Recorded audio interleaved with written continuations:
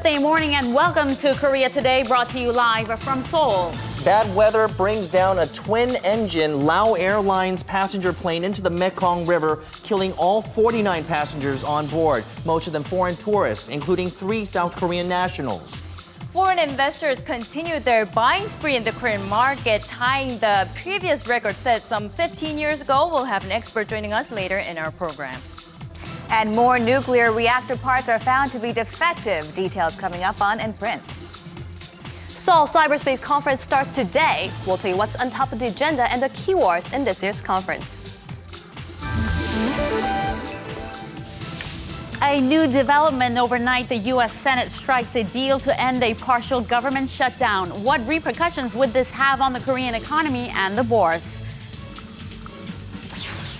Traveling on foot, walk down the many trails of Korea full of rich stories. Breathe in the scenery around you. We take you on a tour to the long stretch of the East Coast. Live on this Thursday, October 17th, 2013. From Arirang News, this is Korea Today. And a good morning to you. Thank you for joining us on Korea Today. Good morning. Thanks for tuning in. A lot of developments overnight in the U.S. and also in Laos, but we're going to get to that in a few moments. But we're going to begin with this whole conference on Cyberspace 2013 that will bring together some 1,000 people, not in cyberspace, but on the topic of cyberspace right here in Seoul at the COEX. Okay, the old school technology involved here, everyone getting together at one location at the COEX, is the third of its kind, and there will be many discussions regarding everything about the cyberspace as it's becoming a large part of our lives. And Arirang News, Hwang Sung-hee will be joining us live from the COEX later on Korea Today. But first, we'll go to Na Hyung-kyung for a look at the day's headlines.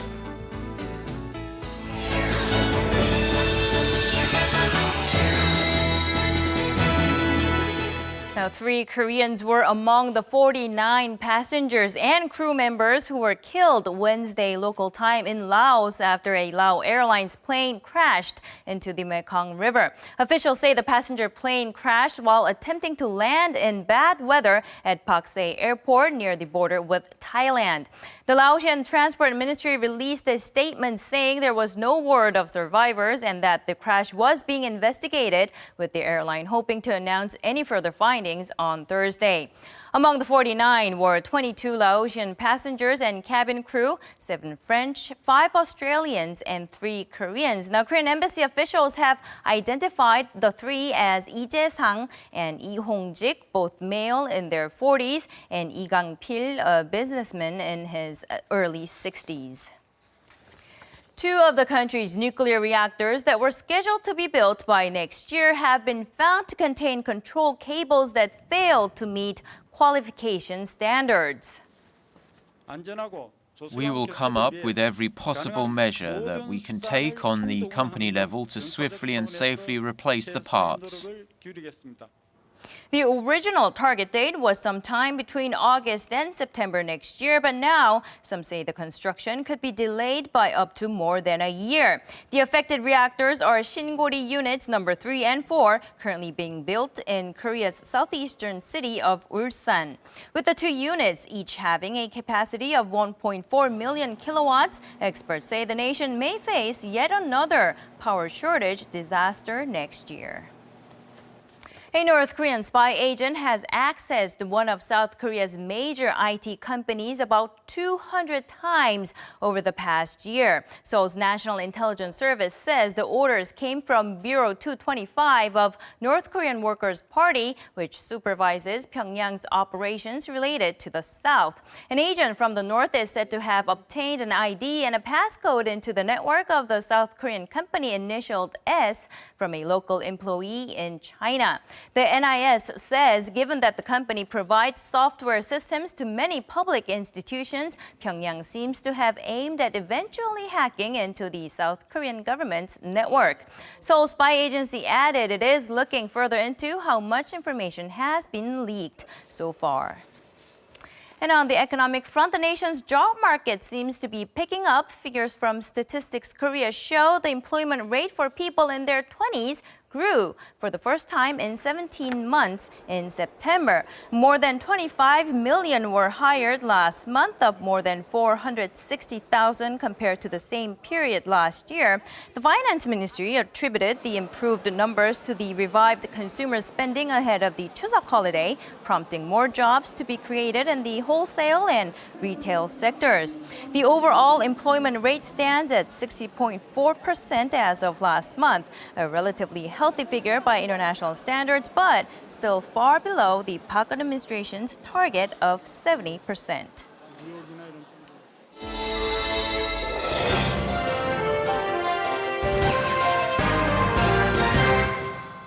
And good morning, everyone. We are waking up to some good news on the front pages today out of the United States. And fresh off the presses, the main headline of 중앙일보 reads, U.S. averts default with dramatic debt ceiling agreement. At the 11th hour, U.S. Senate leaders agreed to a 2014 budget of some $986 billion and they agreed to temporarily extend the debt ceiling until February 7th, according to the paper. The markets, as you can imagine, reacted favorably to the news as U.S. stocks surged to a near all-time high, quickly recovering investor sentiment. And we will have much more on the issue, as well as how it impacts Korea coming up later on in the show. Meanwhile, let's take a look at the front page image. It shows a missile taking off. And in fact, our next paper, 조선일보, also has a similar image on its front page. So let's take a look at it here. It is a Patriot missile, one of the two test fired at a firing range in Daecheon, South Chungcheong province yesterday, both successfully hitting the pair of target drones in the drill. The Patriot missiles are a key part of Korean air and missile defense system, the paper says, and the test was the first live ammunition test of the missiles since they were first deployed November last year. Meanwhile, the headline above that image captures a story of more defective parts discovered at the nuclear reactors currently being built. The headline reads, again, defective nuclear reactor parts. Power crunch expected next year, too. And the subheadlines go on to say that the problematic control cables measure some 920 kilometers at the Shingori 3 and 4 reactors, and that all need to be replaced. This means the reactors that were to be completed in August and June, respectively, won't be finished for another 6 months to a year or so, clearing the way for a power crunch in the summer months. We'll go ahead and continue the story over on Gyeongyang Shinmun. Its related headline reads, date of completion for nuclear reactors delayed by at least a year, while transmission tower project pushes ahead. That's, of course, referring to the electrical transmission tower project in the town of Arirang that has come under heavy protest from its townspeople. And in fact, you can see in the front page image a group of elderly ladies continuing their protest on the road leading to the construction site, despite the cold conditions yesterday. Meanwhile, the article highlights the fact that the Arirang transmission towers will continue as planned, despite the fact that the nuclear reactors that were to produce the power it was to carry won't be completed until the second half of 2015. The paper reports that the government and the Korea Electric Power Corporation say that transmission towers need to be completed ahead of the power plants anyway, while those opposed to their construction are calling for a halt and for the creation of a venue for discussion. And we'll leave that story there. Scoot on over to the front page of 동아일보. Its front page image displaying the beauty of Gyeongbok Palace at night against the backdrop of the city lights. The landmark will be opened in the evening hours of 7 p.m. to 10 p.m. for a limited time until the 28th of this month. And they are expecting upwards of 1,500 visitors per night to enjoy this view. And finally, scooting over to Made Business newspaper, today's headline here reads, public-private projections differ on next year's growth outlook. That is, as reflected in that inserted graph, Samsung Group's think tank Samsung Economic Research Institute puts next year's growth outlook at 3.1%, nearly a percentage point lower than the government's projection of 3.9%, while other international bodies even have the nation's growth outlook in the 2% range, according to the paper. This is raising concerns. Meir says that perhaps the government is being a little too optimistic about next year's economic performance. With that, we'll wrap your look at what's in print on this Thursday. Next up are your closing numbers from Wednesday's market action.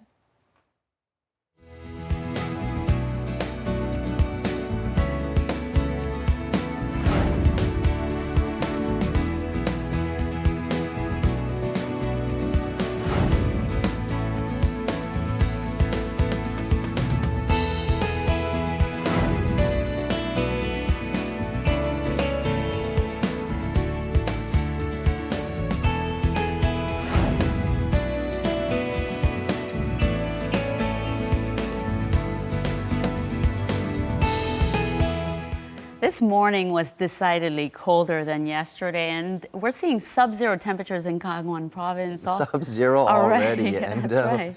We're just like halfway into the month of October. But I did hear that we are going to feel warmer temperatures or seasonal norms. So we're I gonna just can't believe Tommy is wearing a winter jacket. Winter Winter coat. She is too, I mean, I isn't she? think she needs Bundled that up, at this time. literally. Good morning to you, Dami.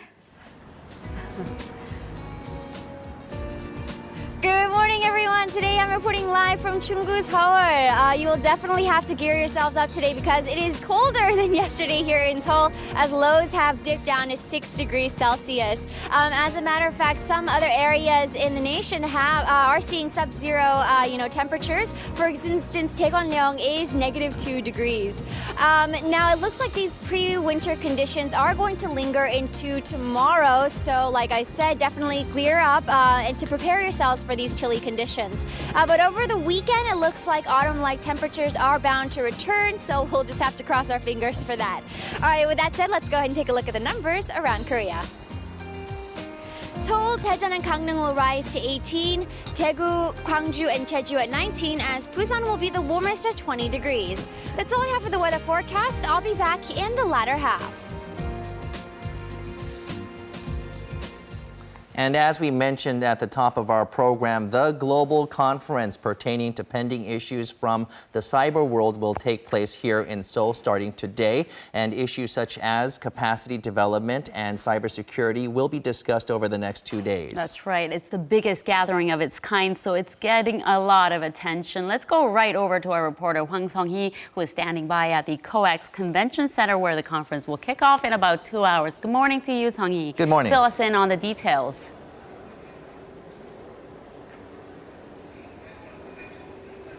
Good morning, guys. I'm standing by at the COEX Convention Center, which is the venue of the largest global gathering on cyberspace this year.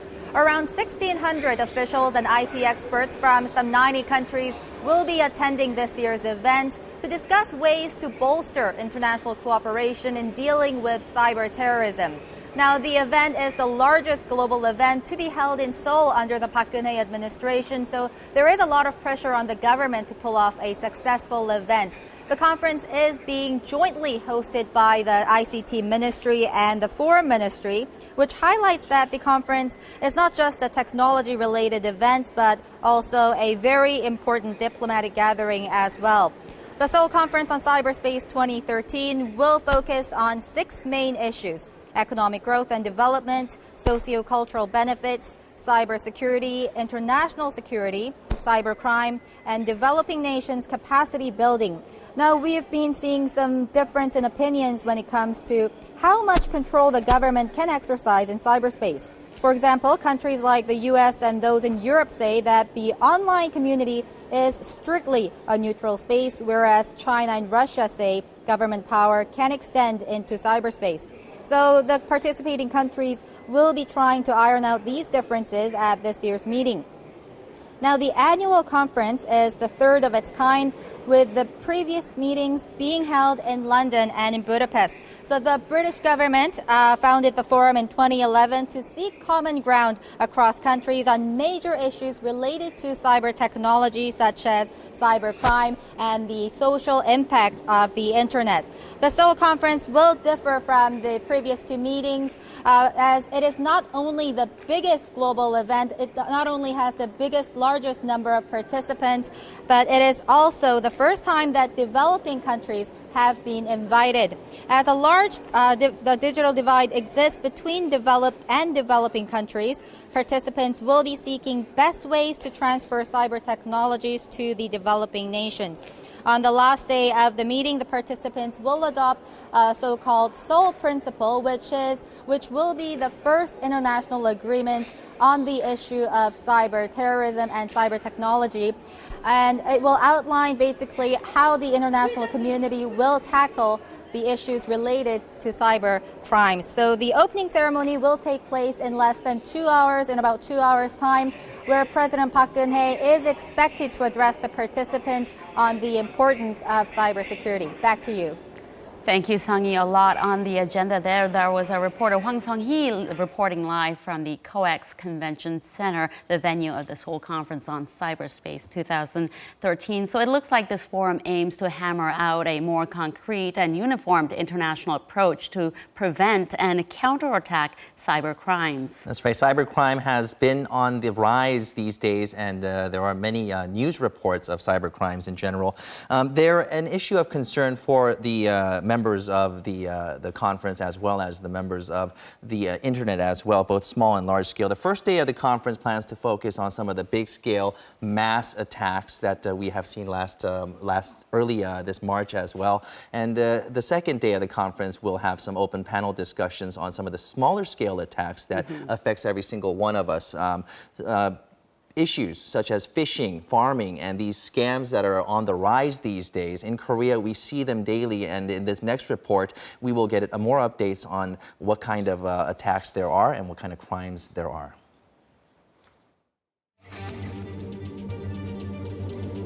As the cyber world continues to transform at a rapid pace, cyber crimes are also evolving with the times. Cybercrime can be defined as any unlawful act committed online, such as electronic commerce fraud, piracy, illegal websites, cyberstalking, and sexual harassment, as well as infringement of privacy. The total amount in damages caused by cybercrimes amounted to $388 billion. Korea alone has seen an annual number of more than 100,000 cybercrimes since 2010. Out of these malicious crimes, those that directly target the general public have drastically increased in numbers and in creativity.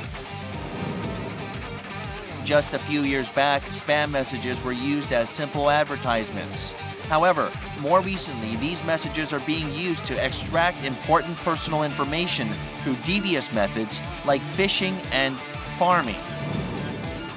With more than 70% of the Korean population using smartphones, a new thread of bank fraud through mobile messages called smishing has been on the rise.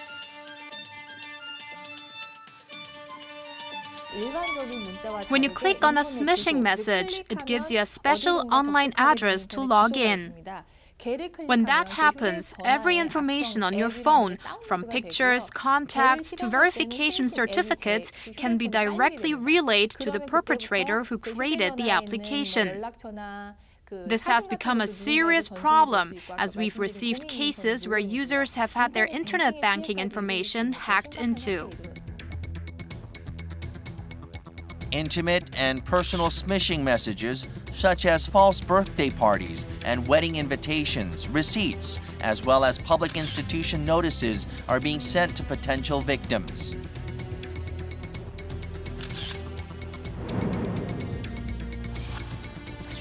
At first, most of these fraudulent messages began with minor transactions, but these have now gradually evolved to extracting large sums by stealing the user's banking information.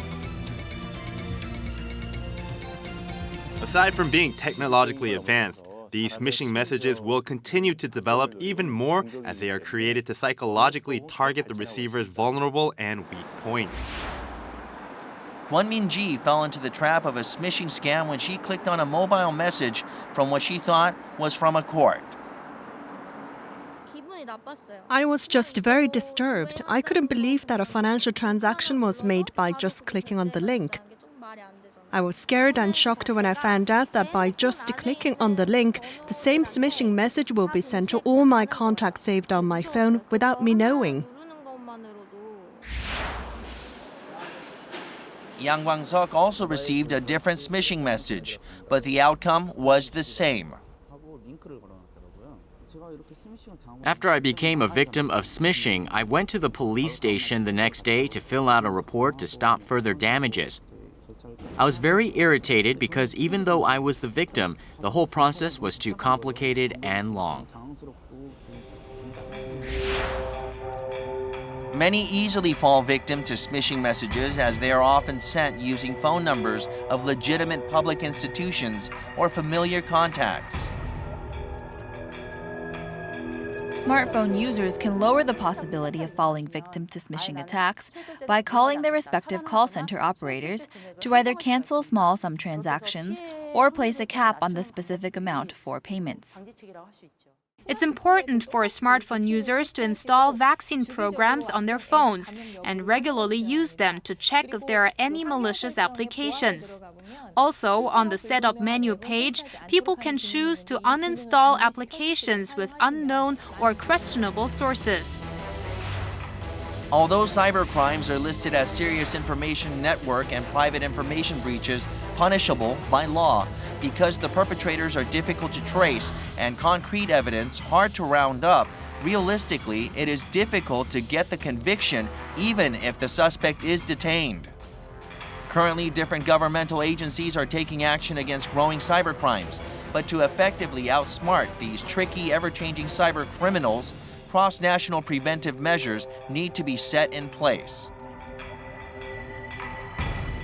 As you can see, smishing or phishing as well as farming is not rocket science. Basically, it takes advantage of the user's trust and faith and basically fools you into providing your information or clicking a link that's going to make you pay. So being more educated about these kind of matters would be one way, and also ignoring numbers that you do not know would be another way to prevent yourself. Be smart about it. Now, staying on the topic of this whole conference on Cyberspace 2013, now this year's theme is global prosperity through an open and secure cyberspace, and economy and achieving economic growth are some of the key words that will be discussed at this conference. And joining us for more on this is Song Ji-sun. Good morning to you. Now, more than just politics and security on the table, it seems like. That's right. The first topic of the day that we discussed during the panel discussion today was the economic growth and development. And of course, the global economy is more and more increasingly integrated into the internet and the cyberspace as well. And there is a huge potential for development, both for developing and developed countries. But there's also some sidelines that we have to focus that there is not enough a measurement to actually gauge the size of the economy. So let's take a look. Cybersecurity is not the only matter being discussed during the Seoul Cyberspace Conference 2013. The main theme of this year's Cyberspace Conference is global prosperity through an open and secure cyberspace. Top of the agenda is economic growth and development for all in terms of internet economy. The internet economy can be a vague term for the public, but the internet already extends nearly every sector of the economy. All economic transactions made and all activities done on the internet can be defined as being part of the internet economy.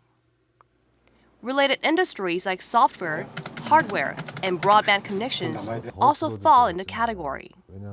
From a broader perspective, it's not just the information and technology sector, but all activities and businesses related to the internet that can be seen as part of the internet economy. And the potential is even greater, as people can exchange ideas on the internet and create more value from such interactions. Measuring the scope or impact of the internet economy, however, is in its infancy. There is still no widely accepted methodology or measure to capture the extent of the entire internet economy. But many developed countries note the importance of establishing an international definition and the need to develop related policies. According to the OECD's Internet Economy Outlook 2012, the Internet economy accounts for more than 8% of the national GDP in the UK and 7.3% in Korea, with other developed countries falling somewhere in the near 5% range. The ICT-related Internet economy is also performing better than other sectors, both in growth rate and job creation. In any country, connectivity and infrastructure are musts to spur the Internet economy. About 70% of households in OECD member countries are connected to the Internet, and Korea is atop the list at nearly 100%. As host of this year's conference, Korea is expected to provide its participants with know-how, and the main focus will be on devising means to share that knowledge with developing countries. Previous conferences were mostly led by developed Western countries, but this year's Seoul conference provides an open discussion for all. Developing countries will also get a chance to participate and devise development models to practice. Participating countries will also cooperate to set up policy guidelines and solutions at the conference to integrate the Internet into their economies in a way that will lead to economic growth. So one of the aims is to narrow the gap between developed countries and developing countries in terms of internet economy, right? Tell us more about that. Well, basically the internet economy or the industries were mostly led by developed countries such as the US, Japan, of course, Korea, China, and India. And of those countries, their GDP per the ratio of the internet economy attributing to the GDP is around 7 to 8%. But for the less developed countries, it's only under 4%. But what's to note here is there a great potential to actually expand that ratio. And it's also proven that the amount of internet economy, how much that it contributes to the economy, is actually gauged at 10 to 30% in added value. So the goal here is to actually provide those developing countries with means and measures to actually establish those infrastructures that we have already. I see. Now, South Korea is widely considered as one of the most connected nations in the world, if not the most connected. Now, what can Korea do to help some of these developing countries? Well, obviously, the countries participating in this event were actually here because they wanted to witness and learn from Korea. And as I've shown in the graph, we have the highest internet connection in broadband and, of course, internet as well. And, of course, the broadband as well as e-commerce and e-governance is what the other countries are eyeing on our administration and our policies as well. So they're actually trying to adapt our policies and our e-governance, e-commerce, and all those guidelines that we have actually adopted and tested to adopting that back to their countries. All right, so important and interesting 2 days ahead for the participants. All right, thank you, Jisun, for that story. All right, thank you very much. And still ahead on Korea Today, you can really get out there and experience everything if you take a walk around and take that slow route, right? Experience the slow travel route as we explore some of the best walking tour sites around the peninsula and some ways you can make the journey easier with a bit of tech.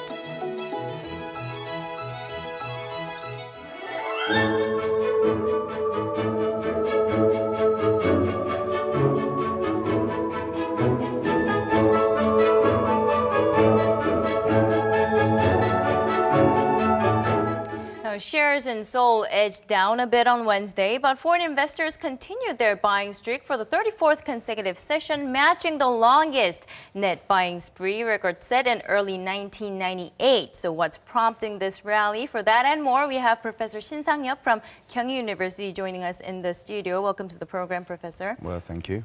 Now, the Kospi closed down, but foreign investors continued their buying streak yesterday. It's about to break the previous record. So what is behind this? Well, there are several factors. The first one is unlike the emerging economies such as India and Brazil, the Korea has very stable capital market. It means that how strong capital market we have for the last, as of the end of August, if we review the current account, the surplus, well, we had the 18 months well, the capital account surplus. This means that we have enough money to spend, to adjust the market situations. Right, so 18 consecutive months of current account surplus. Yes, and then only in the last August, the current account surplus which we had was about $5.7 billion, which is really good. And as of the end of the August, the capital account surplus was about $43.3 billion. So that's August this year? Yes. And then many experts forecast that by the end of this year, we will have about $60 billion surplus in our capital account. So this is really a good index, showing how strong capital market we have. Actually, the another one is related to the economic recovery in the major economies such as US and EU. We have quite a very competitive manufacturing sector. What I mean is that if the global economy recovers, there will be more demands for some products. And then Korea has manufacturing sector which produce those items of product, which means that in response to the economic recovery, global economic recovery, well, Korea will have more chances to export our products in the market, which is very helpful for us to keep the dynamism in our economic development. So I think this is another the reasons why we have such a kind of trends right now in our financial market. And there's also another the political factor. Right. Well, as you know, very recently Korean government successfully negotiated with the North Korea. So we decided to reopen Kaesong Special Economic Zones. So for the foreign investors, political stability has been one of the main factors they consider in the decision-making procedure where they make an investment or not. So I think this, the political factor happening very recently in Korean Peninsula seems to contribute a little bit more to attract more foreign direct investment in Korean financial market. Right. And the last one, I think that many experts has been emphasized that Korean capital market has been undervalued, underestimated. The Korean market, financial market should be valued more higher, than they are right now. It is, because that we have very competitive manufacturing sector, as I mentioned before. So considering all of these, many experts says that Korean market should be revalued, I think. So these are the four main reasons why Korean financial market has successfully attracted huge amount of foreign capitals. Right. So despite some external uncertainties, the strong economic fundamentals and stabilized tension situation on the Korean Peninsula also helped. But how long would you say this trend will continue, especially now that the U.S. Congress has reached an agreement, bipartisan deal that will prevent Washington from defaulting? Yes, I think that the Republican Party in the U.S. must have some burden on their shoulders. Why? Because that if they do not change, more positively approach to negotiation with the Democratic Party, I think it will be maybe they will afraid of some severe criticism. Because of them, the USA economy will be in trouble. As I mentioned before, USA economy has shown some recovering symptoms, even though it was very slow. But because of this, the shutdown, failure in negotiation between two parties in U.S., certainly there are high threats on the global economic recovery in U.S. So maybe the Republican Party should have to change their policy, the stance toward the Obamacare, so to speak. So there will be no default, in the U.S. Economy, which means that the external factors for the Korean economy seems to be not very bad as we are worried about. And then another one is that I think considering those kind of factors, the global economic recovery seems to continue for a while. And as long as the global economy continue to recover from the crisis, definitely the Korean economy seems to enjoy some what can I say, good period for the time being. Depending on the experts, somebody said those kind of trends will continue by the end of the year, but some others have more positive view, a forecast on the Korean economy. Maybe I think personally those kind of trends could be continued for at least 12 months more. Oh, 12. I thought you said 12 years, and I was like, whoa. No, sorry. But, okay, so going back to the Kospi, it looks like foreign investors bought a lot of local bank stocks as well as shipbuilding stocks. Well, why would you say that was? It was at least certainly for the case in the early Wednesday, which was yesterday, until the afternoon. And why would you say that was the case? And what are some other sectors and stocks that we should look out for? Well, the global economy has been getting out of the economic crisis very slowly. If the economies in the major economies successfully recover from the crisis, there will be more demands for the products. And then I think that considering the economic structure, market structure, of those big economies, there will be several, strong demands for several items of products, such as ships and the electronic products, consumer-related products, and cars. And so I think luckily we have the very strong manufacturing sector producing those kind of items. So if the EU economy successfully overcome the crisis, there will be strong demands for ships. Right. So the investors, they want to invest in the shipbuilding sector in Korean financial Getting market. ahead. Yeah, because that the Korean shipbuilding industry seems to be very, very good in the coming year. So that's the reason. And then along with the shipbuilding industry, as I explained before, auto industry and IT industry seem to be one of the very sectors which will draw huge attention from foreign investors, I think. Right. And it looks like the US default situation is taken care of, but we still don't know when Washington will start tapering its monetary stimulus measures. So what are some of the external uncertainties that Korea should look out for a stable growth for the rest of the year as well as into the start of next year? That's a very important question, I think. Along with the tapering of the quantitative easing policy of US, we have to think about the impacts of those policy on the other emerging economies. You know, one of the characteristics in the global economy right now is that we are very interconnected.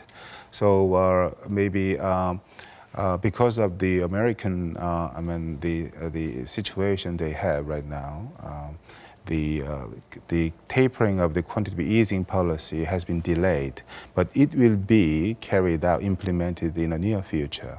But there will be some changes in the contents of the quantitative easing policy of the U.S., which means that it will be more faster, it will be more, big ones in terms of size. So there will be more heavier impact on the emerging economies. So there are high risks of the shaking of the global economy, particularly in emerging economies, which will be another very direct threat on the Korean economy. Right. So we have to prepare those kind of situations. So we have to monitor the financial market of the other countries, including the emerging economies as well as the major economies. So this one is one of the very important points we have to concerned about. And domestically, the government should have to share the information with the private sector, which means that in response to the uncertainties, external uncertainties, we have to work together, cooperate together to minimize the shock caused by the global, changes of the global economy. Right. So preparing for any possible further external shocks that, we've had experiences in the past, the Korean government, so we should be able to, financial authorities should be able to counter any uncertainties, right? Yes, right. All right. Thank you very much, Professor Shin, for joining us and sharing your insight today. Well, thank you for having me today. That was Professor Shin Sang-hyuk from Kyung University. Back to you guys, Young and Minjung. Thank you, Hyung-kyung. Today is the International Day for the Eradication of Poverty, and our Ida is joining us from the National Council of YMCA, and she has more on this. All right, we'll get a bit look at what's going on this special occasion. Tommy, over to you.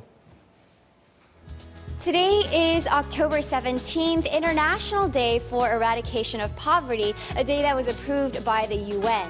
Now, right now, I'm reporting live from the National Council of YMCA, and on this day, there will be many events that will be held around the globe, but here in Korea, the YMCA college students in the overseas volunteer group called Round Ati will be making preparations. There are actually many students out and about this morning for getting ready for a very special campaign here that'll take today.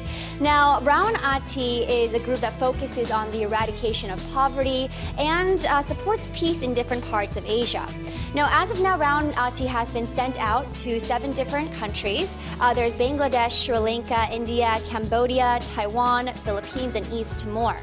Now, this campaign that'll be held today is not only going to be held in Korea, but all around the world.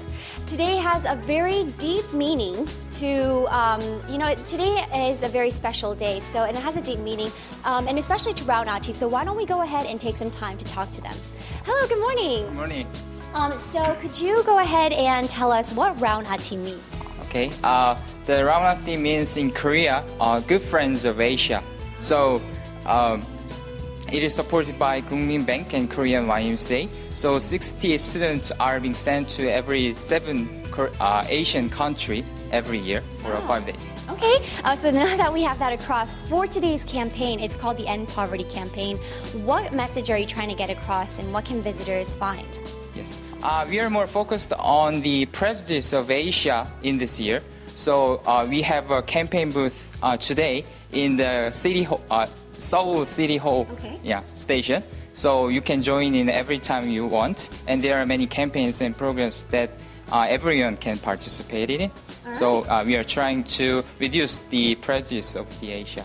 Okay, well, thank you so much. Sounds exciting. Thank you. Okay, thank you. So through this campaign, not only are they trying to get the message across, but they're also trying to face and confront the problems found in communities, local communities, and to encourage people to find solutions to these problems. So like our interviewee mentioned, there will be booths that will be set up by the Seoul Metropolitan Government where you can learn more about Korea's poverty. So if you have the time today, why not come show your support for the Eradication of Poverty Day. I want to go ahead and show you this one t-shirt as well. All right, that means Korea Today.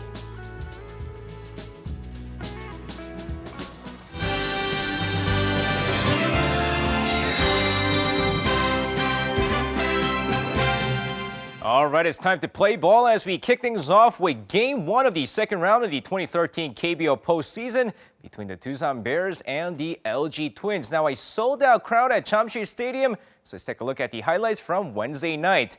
Of course, going into the game here, Game 1 starters No Kyung-eun for the Doosan Bears, who was 10-10 this season, versus Yoo Jae-guk for the LG Twins, who finished off the season 12-2. In the first inning, it's Kim Hyun-soo through the right side. An RBI single gives the Doosan Bears the 1-0 lead. Next play, Choi Jun-suk, he's going to ground this one to third base here. Chung Sung-hoon goes home on the play, but the ball is thrown high, and Chung Soo-bin scores the second run. On the bottom of the inning, Park Yong-taek to lead off, singles to right, and we have a base runner at first. Next batter, Lee Byung-gyu sends one to opposite field, and there it goes. The game-tying 2-run shot, and the game's tied 2-2. Stays that way until the 7th inning. Lee Jong-wook at third base. Choi Jun-suk with a chopper to third. Misplayed by Chung Sung-hoon once again, and everyone's safe, and it's now 3-2 Doosan. 9th inning insurance run for the Doosan Bears as Chung Soo-bin singles in another, and the Doosan Bears take game 1, 4-2, your final score. And with that, moving on to some Wednesday night's KBL action. We had 2 games take place last night, so let's begin with the KT Sonic Boom taking on Anyang KGC. Of course, going into the game here, first quarter, KT dominating the paint, outscored KGC 19-9 before going into the second half with a 40-26 lead. KGC trying to bounce back in the second half, but a huge game from Cho Sung-min, scoring 27 points, including 4 3-pointers in the game, with Kim Woo-ram adding 16 points as well as KT cruises through 70-58, your final score. And next up, Wonju Dongbu Promi taking on Changwon LG Sakers. First quarter, Dongbu all over LG, outscoring them 23-13. Second quarter comes along, momentum shifts over to LG, scoring 21 points as they cut the deficit to 47-34 after the first half. But in the second half, Dongbu never looks back as former ET-Land big man Herbert Hill with a monster game here, 26 points on 10 boards, with 3 other Dongbu players scoring double digits. LG's Moon Tae-jung puts up 16 points, but Dongbu's offense too much as they take this game 77-67. And now finishing things off on the golf course, a big weekend for all you golf fans here in the nation as the 56th Cologne Korea Open kicks off today. The tournament, which kicks off today until Sunday at the Woojeong Hills Country Club in Cheonan, will host some of the big names in Korean golf such as Kim Bio, Kim Dae-sup, and Kim Min-hee. However, the biggest name highlighting the event will be Rory McIlroy. Now, McIlroy isn't having the best season this year, but hopes to dominate the courses early on as he's set to face off against Kim Tae-hoon and Lee Chang-woo to kick off the first round play. And that's going to wrap it up for me. This has been SJ. Have a great rest of the day, and see you guys again for your sports needs.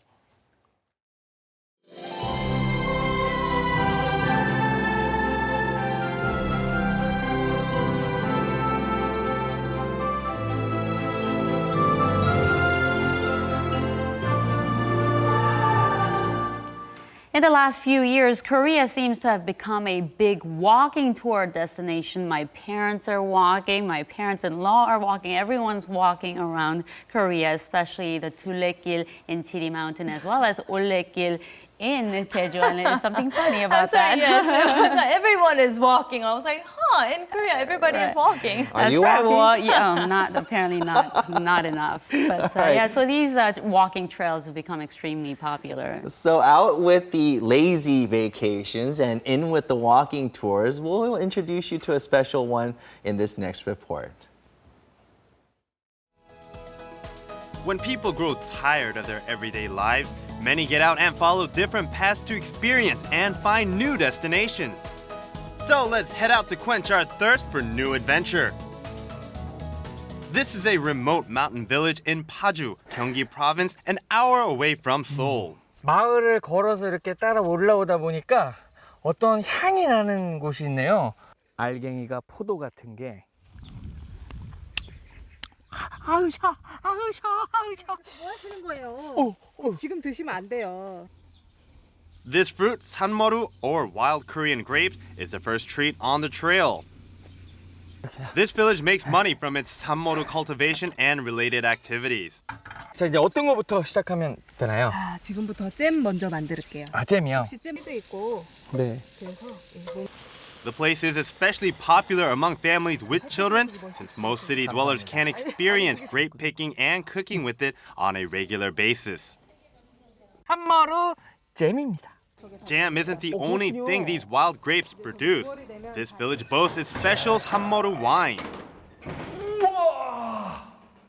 The cellar here is full of sanmoru wine. It needs to age for at least 3 years in order to bring out the true flavor. 대한민국이 아닌 뭔가 이 외국에 와서 뭔가 이렇게 와인 숙성하는 터널을 막 지나다니는 것 같아요. The storage room has a solemn atmosphere. Finally, it's time to taste some sanmoru wine.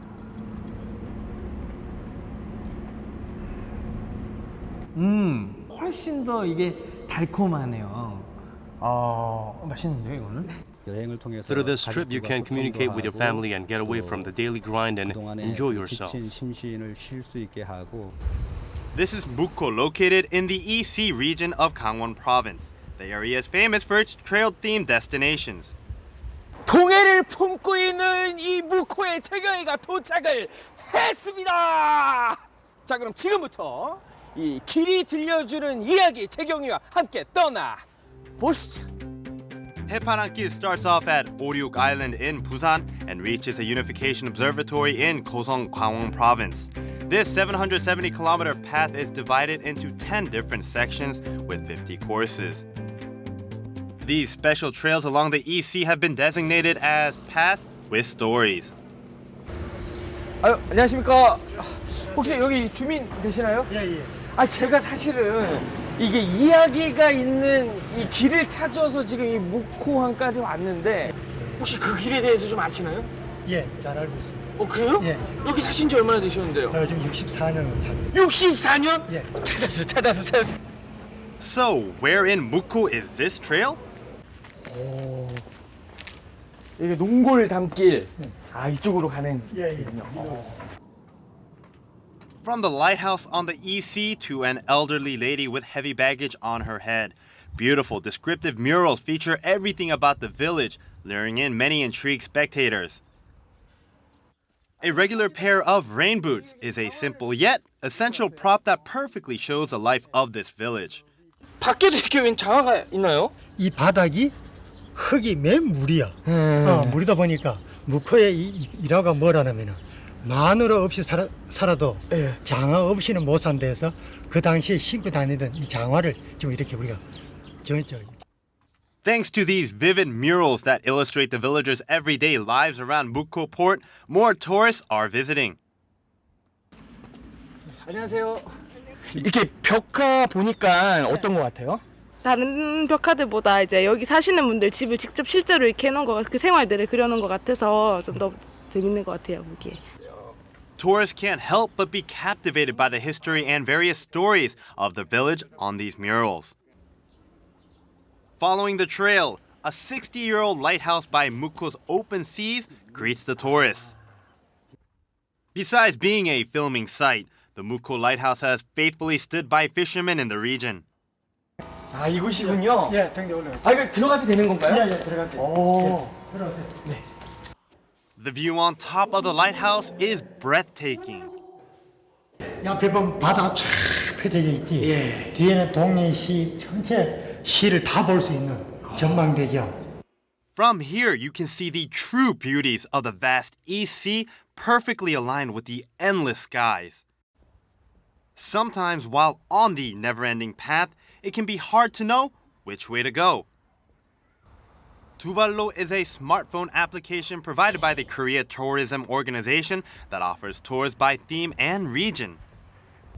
The final destination was the EC's 해파랑길 course. 가까이서 바다를 볼 수 있다라는 게 제 가슴을 그냥 한 번에 그냥 뻥 뚫리게 하는 것 같아요. 이런 곳은 말이에요. 연인들이 같이 와야 되는데. 외롭습니다. 안녕하세요. 네.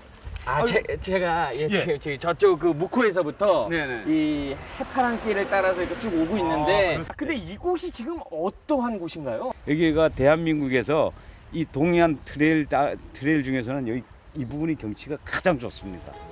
This is known as the most beautiful and closest road to the sea on 해파랑길. You can't help but feel mesmerized by simply looking at the untouched nature and the rocks that are naturally shaped and molded by the waves. On this path, there's a hidden story about the wife of a Shilla dynasty king, Madame Suro. 소를 끌고 가던 노인이 이 얘기를 듣고 수로 부인 얘기를 듣고 그 소를 넣고 올라가서 꽃을 꺾어서 그 수로 부인한테 바쳤다는 거예요. 그래서 헌화로야. While on the path, you can almost feel the old man's bravery and love that led him to pick a flower for the beautiful Madame Suro despite the dangerous cliff. 우와! 와, 바다 다 보여요. 눈이 막 시원해지는 것 같아, 눈이. 경치 진짜 끝내줍니다. 와. The trip is not an easy one, but nature's gifts make the hard work worth it. This is a German tourist turned resident who decided to settle in Korea while visiting. To her, this trail, where nature is fingertips away, is where ultimate healing takes place. 높은 산도 있어요. 뇌관령, 태백산맥, 그리고 동해 있잖아요. 그리고 우리가 이거 사이에 살고 있어요. 제 보기에는 참 유일한 그 지역이에요. 한국뿐만 아니라 아마 온 세계에서 이런 둘 다 동시에 즐길 수 있는 지역, 산하고 바다. This unexpected encounter brings even more joy to the journey. 여기까지 오셨으니까 제가 쓴 책 하나 드릴게요. 선물로 네. 감사합니다. For those who don't have a lot of time to relax, a trip on these trails can be a precious opportunity to reflect back on life and enjoy everything nature has to offer.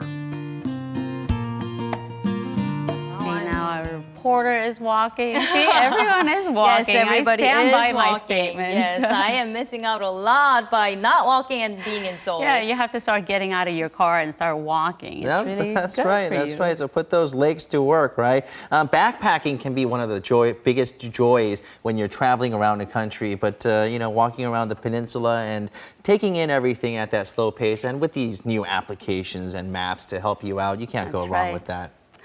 All right, that brings us to the end of this edition of Korea Today. And we'll see you back here. It's already Friday again, so we'll see you back right. here Friday morning at 7 a.m. Thanks for watching. Bye.